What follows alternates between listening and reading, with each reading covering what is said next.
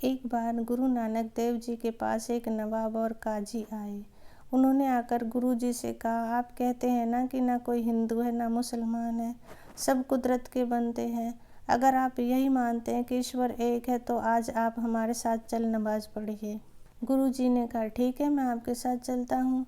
नमाज का समय हुआ तो सभी लोग नमाज पढ़ने लगे। नमाज ख़त्म होने पर काजी और नवाब गुरुजी के पास आए और कहने लगे, हम आपसे बहुत नाराज़ हैं क्योंकि हम जानते हैं कि आपने हमारे साथ नमाज नहीं पढ़ी। गुरुजी उनकी बात को धीरज से सुनते रहे और फिर उन्होंने कहा, काजी साहब, मैं नमाज किसके साथ पढ़ता, आप तो यहाँ थे ही नहीं। काजी गुस्से में बोला, क्या बात करते हैं, मैं यहीं पर आपके सामने नमाज पढ़ रहा था। गुरुजी ने उत्तर दिया, यहाँ तो सिर्फ आपका शरीर था पर आपका मन तो अपने घर में था, फिर भला मैं आपके साथ नमाज कैसे पढ़ता। काजी ने कहा, चलिए ठीक है, मैं मानता हूँ कि मेरा ध्यान यहाँ नहीं बल्कि अपने घर में था, पर नवाब साहब तो यहाँ थे, आप उनके साथ नमाज पढ़ लेते। गुरुजी ने कहा, नवाब साहब भी यहाँ कहाँ थे, वो तो हिंदुस्तान के बाहर जाकर काबुल में घोड़े खरीद रहे थे।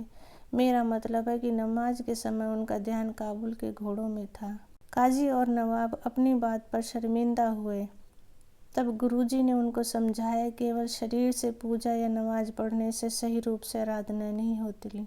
असली आराधना तो तब होती है जब आप पूरे मन से एकाग्र होकर ईश्वर की आराधना करें।